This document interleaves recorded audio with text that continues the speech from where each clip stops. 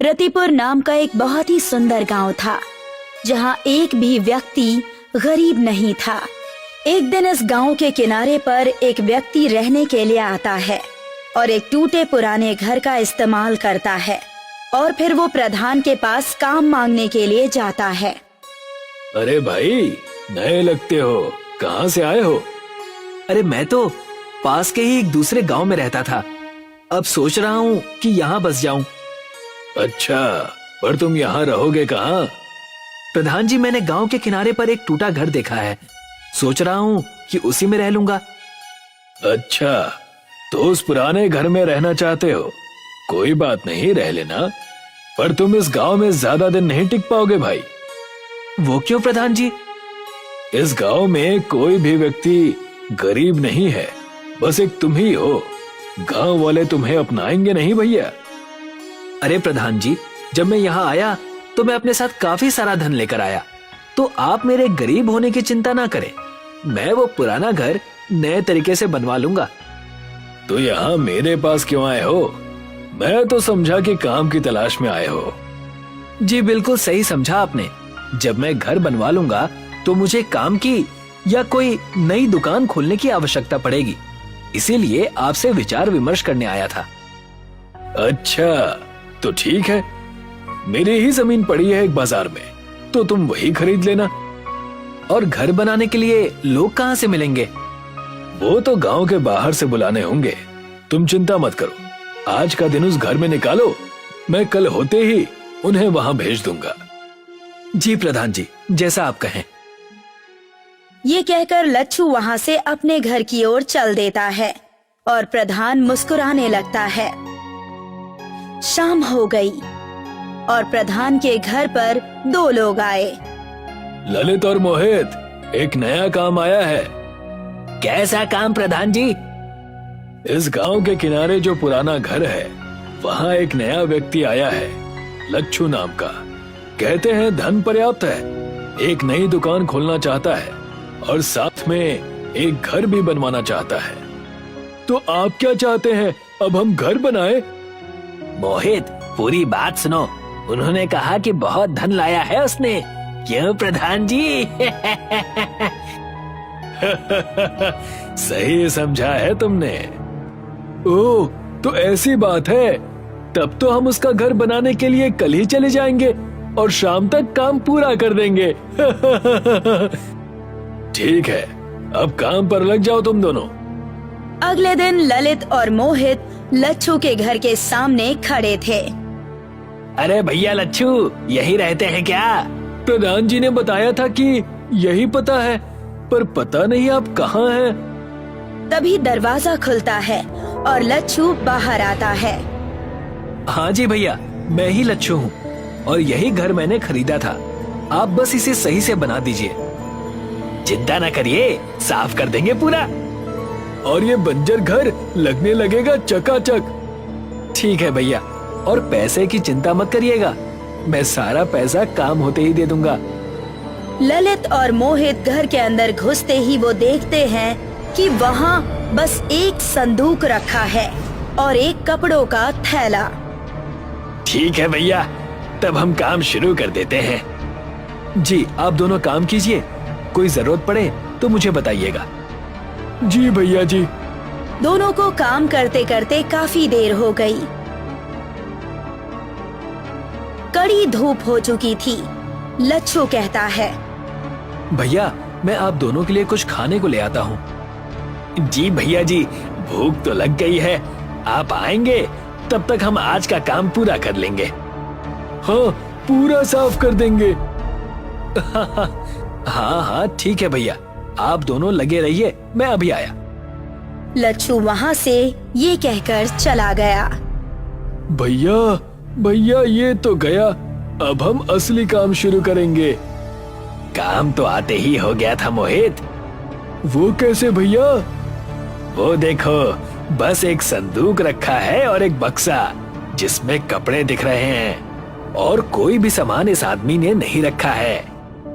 अच्छा, तो वो खजाना जरूर उस संदूक में ही होगा। आप तो बड़े होशियार हो भैया। चल मोहित, साफ कर देते हैं। दोनों भाई मिलकर उस संदूक को खोलते हैं। उन्हें सोने चांदी के सिक्के मिलते हैं। दोनों पूरा संदूक उठाकर वहाँ से भाग जाते हैं। अरे भैया ललित मोहित, कहाँ गए आप दोनों? मैं खाना ले आया। लच्छू चारों ओर सिर घुमाकर देखता है, पर उसे कहीं कोई नहीं दिखता। फिर वो देखता है कि उसका संदूक गायब हो चुका है। ये देखकर रोने लगता है। अरे लुट गया, मैं बर्बाद हो गया। मेरी पूरी जिंदगी की मेहनत चली गई। अब मैं क्या करूँगा? लच्छू प्रधान के घर चला जाता है। प्रधान जी, प्रधान जी। क्या हो गया भैया, तुम रो क्यों रहे हो? सब लुट गया, मैं लुट गया। थोड़ा शांत हो जाओ और मुझे पूरी बात बताओ। आपने आज जो 2 लोगों को भेजा था, उन्होंने मेरा सारा पैसा, मेरी जिंदगी की पूरी कमाई चुरा ली और वहां से भाग गए। ये कैसे हो सकता है? क्या उन दोनों ने सारे पैसे चोरी कर लिए? कितने पैसे थे उस संदूक में? बहुत पैसे थे, मेरी जिंदगी की कमाई थी उसमें। मैं अपनी सारी जमीन और घर बेचकर वो पैसे लेकर आया था कि इस गांव में आकर एक नई जिंदगी शुरू करूंगा। सोने चांदी के कई सिक्के थे उसमें। अच्छा, बड़ी ही दुखद बात हो गई ये तो भैया। रुको, मैं पानी लाता हूँ तुम्हारे लिए। जैसे ही प्रधान उठकर आगे बढ़ता है, उसके थैले से एक सोने का सिक्का गिरता है। लच्छू उसे उठा लेता है और बड़े ध्यान से देखता है। प्रधान जी, ये सिक्का मेरा है। यानी आप भी इस खेल में मिले हुए हैं। मुझे मेरे पैसे वापस कीजिए। अच्छा, तो तुम्हें आखिर पता चल ही गया। कोई बात नहीं, अब जब पता चल ही गया है तो क्या किया जा सकता है। बाहर आओ ललित और मोहित। ललित और मोहित दोनों वहाँ आ जाते हैं। तुम तीनों मिले हुए हो, मैं समझ गया। चुप भी करो भैया, पैसों का इतना मोह अच्छा नहीं है, इसलिए हमने तुमसे वो ले लिए। हाँ भैया लच्छू, उपकार किया है हमने तुम पर, दुनिया के मोह से छुटकारा दिलाकर। बाहर फेंक दो इसे। ललित और मोहित उसे बाहर निकाल देते हैं। चल भाग यहाँ से। दिखाई मत देना प्रधान जी के यहाँ। हाँ। लच्छू रोते हुए जंगल की तरफ जाकर बैठ गया। तभी वहाँ एक भिखारी आता है। क्यों रे भैया, रोता क्यों है? तुम नहीं समझोगे। एक भिखारी को दूसरा भिखारी ना समझे तो वो व्यर्थ है भैया। मैं भिखारी नहीं हूँ, मेरे सारे पैसे इस गांव के प्रधान ने चोरी कर लिए हैं। तो हो गए ना भिखारी तुम भी। हाँ, शायद सही कह रहे हो तुम। अब मैं क्या करूं, मुझे कुछ समझ में नहीं आ रहा है। मुझे कुछ पैसे दे दो तो मैं तुम्हारी मदद कर सकता हूँ। अभी भिखारी कहकर चिढ़ा रहे थे और अब पैसे मांग रहे हो। गजब की माया है। समझता हूँ, पर भूख इतनी लगी है कि क्या करूं।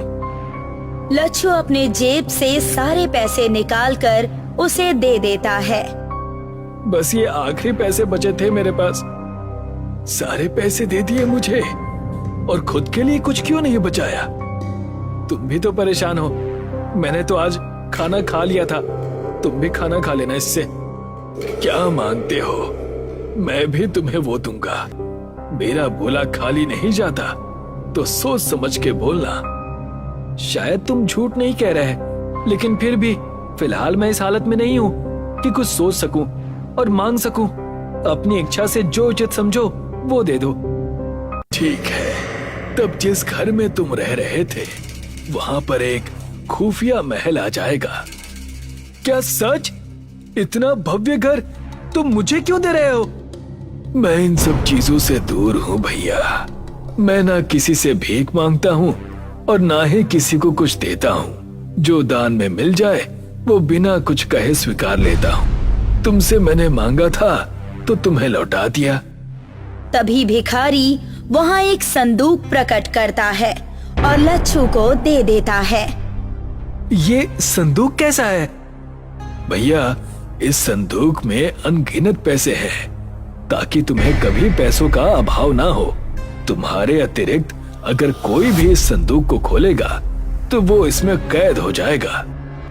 आपका बहुत बहुत धन्यवाद महंत जी। अरे भैया, चिंता क्यों करते हो? भगवान का नाम भजो और काम करो, फिर जो होता है होने दो। लच्छू हाथ जोड़कर उस इंसान को प्रणाम करता है और उसके जाने के बाद अपने खुफिया महल की तरफ आ जाता है।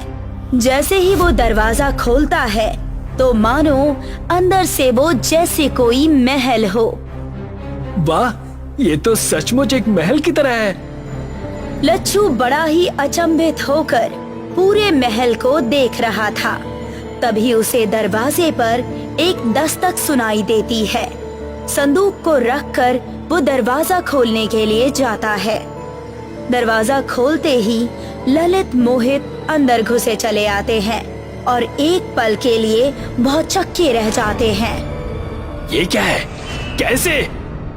कहां से? कब से? क्या काम है? अब क्यों आए हो यहाँ? प्रधान जी! प्रधान भी घर के अंदर आ जाता है। क्या है? आप तीनों को अब क्या चाहिए मुझसे? दिव्य दिव्य है ये भवन। कहाँ से तुम्हें मिला ये? तुमसे मतलब? अपने काम से काम रखो और अब चले जाओ यहाँ से। इस घर पर मैं कब्जा कर लूंगा कुछ दिनों में, और ये संदूक जो वहां दिख रहा है ना, इसमें लगता है बहुत पैसे रखे होंगे इसने। हाँ प्रधान जी, सही कह रहे हैं। वैसा ही संदूक है जैसा ये लेकर आया था। हमें लगा बस एक है इसके पास, पर इसने तो दूसरा भी छुपा रखा था। इतना दिव्य खुफिया महल मेरे जैसे प्रधान के लिए ही बना है, और ये संदूक इस महल के साथ मिल रही है। भाई वाह! चलिए इसे खोलते हैं प्रधान जी। नहीं, इसे मत छुओ। इसे बस मैं खोल सकता हूँ। अगर किसी और ने खोलने की कोशिश की तो पता नहीं क्या हो जाएगा। बेवकूफ समझा है क्या? लच्छू की बात काटकर प्रधान, ललित और मोहित उस संदूक को खोलते हैं, और जैसे ही वो उसे खोलते हैं वो तीनों को अंदर खींच लेता है। लच्छू उन तीनों को देखता रह जाता है और फिर डर से तुरंत संदूक को खोलकर देखने लगता है। उस संदूक में बस हीरे और जवाहरात ही मिले, और वो तीनों कहाँ चले गए इसका कोई पता नहीं चला। तब से लच्छू अपने खुफिया महल में रहने लगा। सूखापुर गांव में दिनेश नाम का एक लालची किसान रहा करता था। सूखापुर गांव रेगिस्तान में बसा हुआ था। उस गांव में वर्षा ना के बराबर होती थी। गांव के लोग गर्मी और सूखे की वजह से बहुत ज्यादा परेशान रहा करते थे। दिनेश के लालचपन की वजह से उसकी पत्नी रश्मि उससे बहुत परेशान रहती थी। एक तो हमारे गांव में वैसे भी सूखे का अकाल पड़ा हुआ है, ऊपर से तुम्हारा लालच समाप्त होने का नाम ही नहीं ले रहा।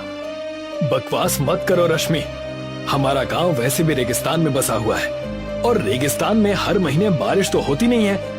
लेकिन मैंने सुना है कि पहले हमारा सूखापुर गांव हरियाली से भरा हुआ था और यहाँ पर बहुत अच्छी वर्षा भी हुआ करती थी।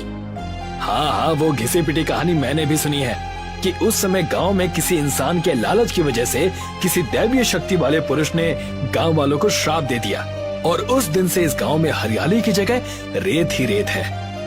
ये बिल्कुल सही बात है जी। आपको इस बात का मजाक नहीं उड़ाना चाहिए। देखो, मुझे तुम्हारी बकवास सुनने में कोई दिलचस्पी नहीं है। अगर तुम मेरे धन कमाने को लालच समझती हो तो समझती रहो। ना ही मुझे तुमसे फर्क पड़ता है और ना ही गांव वालों से। इतना कहकर दिनेश क्रोधित होता हुआ अपने घर से बाहर निकल गया। वो घर से कुछ ही दूर चला था कि तभी गांव का मुखिया दिनेश को देख गया। दिनेश मुखिया से नजर बचाकर छुपने ही वाला था कि तभी मुखिया की आवाज उसके कानों में टकराई। ऐसे मुंह छुपाकर भागने से कोई लाभ नहीं दिनेश। कोई ऐसा काम क्यों नहीं करते कि कभी अगर मुझसे बात करो तो आंख से आंख मिला सको? ऐसी कोई बात नहीं है मुखिया जी। मैं बस आपको देख नहीं पाया था। झूठ मत बोलो दिनेश, मैंने साफ साफ देखा कि तुम नजर बचाकर मुझसे भाग रहे थे। मैं अब से क्यों भागूंगा मुखिया जी? क्योंकि परसों ही मुझसे बिरजू ने तुम्हारी शिकायत की थी। उसने कहा था कि तुमने कुछ रुपयों के लालच में अपनी बेकार की वस्तु सही बताकर उसे बेच दी। ये बिल्कुल अच्छी बात नहीं है। बिरजू एक गरीब किसान है, मत भूलो कि तुम भी एक किसान ही हो। मैं किसान के साथ साथ एक छोटा व्यापारी भी हूँ। और मुखिया जी, व्यापार में इतना तो चलता है। और वैसे भी बिरजू कोई दूध पीता बच्चा तो था नहीं। वो एक 26 वर्षीय हट्टा कट्टा नौजवान है। मैं इस गांव का मुखिया हूँ दिनेश। सिर्फ तुम्हारी पत्नी की शक्ल देखकर मैं चुप रहता हूँ, क्योंकि उसका व्यवहार बहुत अच्छा है। अगर तुम्हारी पत्नी का चेहरा नहीं होता ना, तो तुम्हें इस गांव से धक्के देकर बाहर निकाल देता। आप गांव के मुखिया जरूर होंगे, लेकिन इसका मतलब ये नहीं कि आपके मन में जो मन में आएगा आप वो करेंगे। मुखिया और सरपंच के जमाने चले गए। आज का जमाना कोर्ट कचहरी का है। अगर मुझ पर इतना ही क्रोध आ रहा है तो जाइए, जाकर किसी कोर्ट में मेरे नाम का मेरे खिलाफ मुकदमा दाखिल करा दीजिए। इतना कहकर दिनेश वहाँ से चला गया और मुखिया गुस्से से दांत पीसता हुआ बोला, पता नहीं ये अपने आप को समझता क्या है। एक दिन मैं इसे सबक सिखा कर रहूंगा। दरअसल दिनेश एक लालची किस्म का किसान था। वो खेती करने के अलावा तरह तरह की शहर से बेकार की वस्तुएं खरीद कर लाता और गांव वालों को सही बताकर उनसे अच्छी कीमत वसूलता और उन्हें मूर्ख बना देता। दिनेश एक छोटे से रेत के टीले पर बैठकर बोला, ये मुखिया अपने आप को पता नहीं क्या समझता है। जिस दिन मैं अधिक धन कमाने में सफल हो गया, उस दिन मैं स्वयं गांव का मुखिया बनूंगा और ये ईमानदारी जैसे बेकार के नियम फाड़ कर फेंक दूंगा। तभी वहाँ पर एक रेत का गुबार सा उठा और देखते ही देखते उस गुबार ने एक रेत के व्यक्ति का रूप धारण कर लिया। दिनेश ये सब देखकर डर गया। कौन हो तुम? मैं तुम्हारी बातें सुन रहा था। तुम एक लालची व्यक्ति हो और मुझे लालची इंसान बहुत पसंद है। तुम मुझसे चाहते क्या हो? तुम चाहो तो अपने गांव में वर्षा करवा सकते हो। वर्षा करवा सकते हो? वो कैसे? मैं तुम्हें उसकी शक्ति दूंगा, लेकिन उसके बदले तुम्हें गांव वालों से अधिक धन वसूलना होगा और अपने लालच को कभी भी समाप्त नहीं होने देना होगा। लालच की यही खासियत होती है कि वो कभी भी कम नहीं होता। लालच हमेशा बढ़ता ही रहता है। ये तो तुमने बिल्कुल सही कहा। अगर मुझे कुछ ऐसा मिल जाता है जिससे मैं अपने सूखापुर गांव में वर्षा करवा सकता हूँ, तो तुम्हें अंदाजा भी नहीं कि मैं कितना धनवान हो सकता हूँ। देखते ही देखते एक तरह से मैं गांव का राजा बन जाऊंगा। दिनेश की बात सुनकर उस रेत के व्यक्ति ने कुछ रेत दिनेश को पकड़ा दी। ये लो, ये जादुई रेत है। जब भी तुम इस रेत में से कुछ रेत अपने गांव में फेंकोगे, तुम्हारे गांव में वर्षा होना प्रारंभ हो जाएगी। मगर याद रखना, अगर तुमने गलती से भी ज्यादा रेत जमीन पर फेंक दी, तो तुम्हें अंदाजा भी नहीं है कि तुम्हारे गांव में क्या होगा। अब जाओ यहाँ से। दिनेश वहाँ से चला गया। दिनेश के जाते ही वो व्यक्ति हंसते हुए बोला, मूर्ख कहीं का, कितने समय बाद सूखापुर गांव में एक लालची व्यक्ति मुझे मिला है। अब समय आया है पुराना बदला लेने का। ये व्यक्ति अपने ही गांव को बर्बाद कर देगा। दिनेश उस रेत को लेकर सीधा अपने गांव पहुंच गया और सारे गांव वालों को एकत्रित करते हुए बोला, गांव वालों, क्या तुम चाहते हो कि हमारे सूखापुर गांव में वर्षा होना प्रारंभ हो जाए? ये तुम कैसी बातें कर रहे हो? कौन नहीं चाहेगा कि यहाँ पर वर्षा हो और यहाँ रेत की जगह हरियाली आ जाए? मेरे पास एक ऐसी शक्ति है कि अगर मैं चाहूँ तो इस गांव में वर्षा हो सकती है, लेकिन तुम्हें उसके बदले अपनी सारी संपत्ति मेरे नाम करनी होगी। वर्षा के बाद हरियाली होगी और तुम्हारी बंजर जमीन उपजाऊ हो जाएगी। उस जमीन में तुम जो भी फसल उगाओगे वो सारी फसल मेरी होगी। लगता है तुम पागल हो गए हो दिनेश। जरूर तुम्हारा ये गांव के लोगों को ठगने का नया तरीका होगा। नहीं मुखिया जी, ये मेरे ठगने का कोई नया तरीका नहीं है, बल्कि ये सत्य है। वैसे तो मैं तुम्हारी किसी भी बात पर भरोसा करना नहीं चाहता, लेकिन अगर गांव वालों का भला होता है तो मैं साथ देने के लिए तैयार हूँ। मेरी इस गांव में जितनी भी जमीन पड़ी है उपजाऊ होने के बाद उसकी सारी खेती मैं तुम्हें दे दूंगा, लेकिन पहले वर्षा करा के तो दिखाओ। दिनेश ने जैसे ही रेत का एक अंश जमीन पर डाला, देखते ही देखते आकाश काले बादलों से घिर गया और रेत में बसे हुए उस गांव में वर्षा होने लगी। सभी गांव वाले अपने गांव में पानी देखकर खुश हो गए। ये तो तुमने कमाल कर दिया दिनेश, तुम्हें ये चमत्कारिक चीज कहाँ से मिली? अपने काम से काम रखो मुखिया, और अपने वादे पर अटल रहना। इतना बोलकर दिनेश अपने घर पर आ गया। घर पर उसकी पत्नी खुश होती हुई दिनेश से बोली, गांव वालों ने बताया कि आपके हाथ एक चमत्कारी चीज लगी है जिससे गांव में वर्षा हुई है। मुझे बहुत खुशी हुई कि आपने अपने गांव की भलाई के बारे में सोचा। बकवास बंद करो रश्मि, ये सब मैंने गांव की भलाई के लिए नहीं बल्कि अपनी भलाई के लिए किया है। अब गांव में जो भी उपजाऊ जमीन होगी उस सारी जमीन पर मेरा अधिकार होगा। मुझे शर्म आती है आपको अपना पति कहते हुए। आपके अंदर लालच कम नहीं बल्कि और ज्यादा बढ़ गया है। जब तुम्हारा पति देखते ही देखते बहुत अधिक धनवान हो जाएगा ना, तब तुम्हें स्वयं पता चल जाएगा कि लालच बुरी चीज नहीं बल्कि बहुत अच्छी चीज है। दिनेश वहाँ से बाहर निकल गया। कुछ ही दिनों में गांव की जमीन थोड़ी सी हरी भरी हो गई, मगर वैसी नहीं हुई जैसा कि दिनेश चाहता था। दिनेश एक लालची व्यक्ति था। वो अपने आप से बड़बड़ाता हुआ बोला, लगता है गांव में वर्षा कम हुई है। एक काम करता हूँ, ये सारी की सारी रेत मैं जमीन पर फेंक देता हूँ। बहुत ज्यादा वर्षा होने पर यहाँ की जमीन बहुत ज्यादा उपजाऊ हो जाएगी। इतना बोलकर दिनेश ने वो सारी की सारी रेत जमीन पर फेंक दी, मगर अगले ही पल एक तेज धमाका हुआ और देखते ही देखते गांव में बर्फ की बाढ़ आ गई और कुछ ही दिनों में गांव का जीवन तहस नहस हो गया। गांव में अब बहुत ज्यादा सर्दी बढ़ने लगी। सारे घर नष्ट हो गए। ये सब देखकर दिनेश उस रेत के टीले के पास पहुंच गया। कहाँ हो तुम रेत के व्यक्ति? तुमने तो कहा था कि मैं अमीर हो जाऊंगा, लेकिन मेरी वजह से ना जाने कितने लोग तबाह हो गए हैं। और तो और पूरे गांव में बर्फ की बाढ़ आ गई है। सभी गांव वाले ठंड से ठिठुर रहे हैं। कुछ ही पलों में वही रेत का व्यक्ति दिनेश के सामने आ गया। तुमसे मैंने कहा था कि उस रेत का इस्तेमाल ज्यादा मत करना, लेकिन तुम एक लालची व्यक्ति हो। तुम्हारे गांव वाले तुम्हारे लालचपन की वजह से तबाह और बर्बाद हो गए हैं और मुझे उन्हें तड़पता हुआ देखकर बड़ा आनंद आ रहा है। तुम कहना क्या चाहते हो? दरअसल किसी जमाने में मैं तुम्हारे गांव का मुखिया था। मेरे लालच की वजह से मुझे और गांव को श्राप मिला था कि मैं और पूरा गांव रेत में परिवर्तित हो जाएं।